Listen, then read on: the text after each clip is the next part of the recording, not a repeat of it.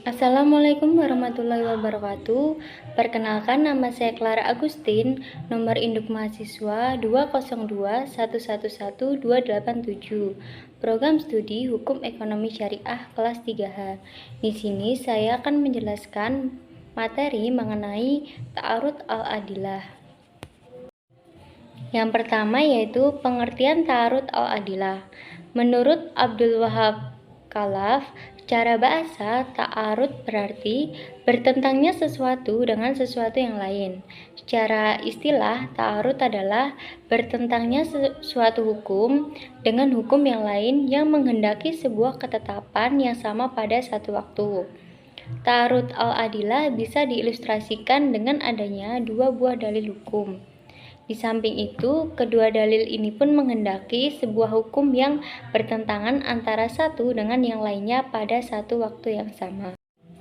Contoh ta'arud al-adilah: membasuh atau menyapu kedua kaki ketika berwudu, terdapat dalam Quran Surat Al-Maidah ayat 6. Dalam satu qiraat dibaca wa arjulakum, sehingga ada ulama yang berpendapat bahwa kaki itu wajib dibasuh ketika berwudu. Namun dalam qiraat lain dibaca wa arjulikum, sehingga ada ulama yang mengatakan bahwa kaki itu cukup disapu saja ketika berwudu. Begitu juga status mani yang menempel di kain. Dalam sebuah hadis Nabi berkata bahwa mani itu sama hukumnya dengan lendir hidung dan air liur. Namun di pihak lain ada lagi hadis yang menyatakan bahwa kain perlu dicuci dari 5 hal. Yang pertama yaitu kencing, berak, darah, muntah, dan mani. Yang perlu digarisbawahi, ta'arud hanya muncul karena keterbatasan kemampuan seorang mujtahid dalam memahami dalil-dalil yang ada, bukan karena memang antar dalil terjadi pertentangan. Sebab dalam syariat tidak ada yang namanya pertentangan, karena ta'arud itu sendiri maknanya pertentangan, perlawanan, kontradiksi. Dan mustahil bagi syari untuk menciptakan dua dalil yang saling berlawanan dalam satu waktu dan dalam satu masalah. Sebab yang demikian itu akan menunjukkan tanda-tanda ketidakmampuan syar'i, dan itu hukumnya mustahil bagi Allah. Ta'arud memiliki 5 ketentuan. Yang pertama yaitu adanya dua dalil. Yang kedua, keduanya memiliki martabat yang sama. Yang ketiga, keduanya berbeda. Yang keempat, berkenaan dengan masalah yang sama. Yang terakhir, menghendaki hukum yang sama dalam satu waktu. Macam-macam ta'arud ada 4, yaitu ta'arud antara Al-Quran dengan Al-Quran, ta'arud antara sunnah dengan sunnah, ta'arud antara sunnah dengan qiyas, dan ta'arud antara qiyas dengan qiyas. Tempat-tempat yang diduga terjadi ta'arud. Sekelompok ulama ahli usul fikih memandang bahwa ta'arud tidak bisa terjadi di antara dua dalil yang sama-sama qat'i. Karena jika terjadi pertentangan di antara dua dalil yang sama-sama qat'i, maka akan menimbulkan berkumpulnya dua hal yang saling berlawanan dan menetapnya dua hal yang saling bertolak belakang pada satu orang mukallaf. Perlu diketahui bahwa dua dalil yang sama-sama qat'i itu bersifat yakin dan nyata, sebab tidak logis manakala dilakukan tarjih antara hal yang sudah maklum dengan hal yang sudah maklum lainnya. Az-Zuhaili memberi penjelasan yang lebih mendetail bahwa pembatasan tempat yang diduga terjadi ta'arud pada dalil-dalil yang jani saja adalah tindakan sewenang-wenang, karena yang namanya ta'arud hanyalah terjadi pada sisi zahirnya dalil saja, seperti halnya ta'arud terjadi pada dalil-dalil yang jani, maka juga terjadi pada dalil-dalil yang qat'i.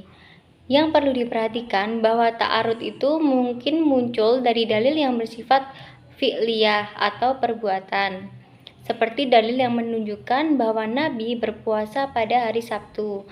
Kemudian ada lagi dalil yang menyatakan bahwa pada hari itu Nabi juga berbuka. Kejadian seperti ini tidak bisa disebut ada ta'arud. Penyelesaian ta'arud al-adilah menurut Hanafiyah. Ulama Hanafiyah mengatakan bahwa ta'arud bisa terjadi antara nas-nas syara ataupun ta'arud antara dalil-dalil selain nas. Ta'arud yang terjadi pada dalil-dalil selain nas, semisal ta'arud antara dua qiyas, maka wajib bagi seorang mujtahid untuk mentarjih kedua qiyas tersebut dengan mengutamakan salah satunya. Apabila pertentangan terjadi antara dua nas, para ulama Hanafiyah berpendapat bahwa metode-metode yang digunakan dalam menyelesaikan secara sistematis adalah sebagai berikut. Yang pertama, nasah. Dari metode ini, seorang mujtahid harus melacak sejarah dari kedua nas, dan ketika sudah diketahui mana yang lebih dahulu datang dan mana yang datang kemudian, maka nas yang datang kemudian hukumnya menasakh yang terdahulu. Contoh, larangan mengkonsumsi alkohol secara bertahap, perubahan arah kiblat. Yang kedua yaitu tarjih. Tarjih adalah menguatkan salah satu dalil dari dua dalil yang bertentangan berdasarkan beberapa qarinah yang mendukung ketetapan tersebut. Apabila dua dalil yang bertentangan sudah dilacak sejarahnya oleh mujtahid, maka mujtahid tersebut harus merajihkan salah satu dalil ketika memungkinkan. Pentarjihan bisa menggunakan beberapa metode tarjih, semisal menguatkan nas yang muhkam daripada nas yang mufasar, menguatkan dalil yang mengandung hukum haram dari dalil yang mengandung hukum boleh, dan dari segi adalah dabit, faqih, dan sebagainya seorang perawi hadis. Contoh, wajibnya mandi besar. Yang ketiga yaitu al-jam'u wa al-taufiq. Al-jam'u wa al-taufiq yaitu mengompromikan dalil-dalil yang bertentangan setelah mengumpulkan keduanya. Hal ini berdasarkan kaidah mengamalkan kedua dalil lebih baik daripada meninggalkan atau mengabaikan dalil yang lain. Contoh, hukum iddah bagi istri yang ditinggal mati oleh suaminya. Pengharaman darah. Yang keempat yaitu tasakut al-dalilain. Tasakut al-dalilain adalah langkah terakhir mujtahid yang berarti menggugurkan kedua dalil yang bertentangan dan mencari yang lebih rendah. Hal ini ditempuh apabila tidak bisa menggunakan ketiga cara di atas. Misalnya ada pertentangan antara dua ayat, sedang tata cara sebelumnya sangat sulit dipakai. Maka langkah yang harus ditempuh adalah mengambil keterangan yang lebih rendah dari Al-Quran, yaitu sunnah. Apabila ada dua sunnah yang bertentangan, maka beralih pada istidlal dengan qaul al-sahabah bagi menggunakannya sebagai hujah, dan beralih pada qiyas bagi yang tidak menggunakan istidlal qaul al-sahabat. Solusi atas pembenturan dalil hukum. Yang pertama yaitu mempertemukan kedua dalil yang diperkirakan berbenturan sehingga tidak terlihat lagi adanya perbenturan. Tawaran ini disebut taufik atau kompromi.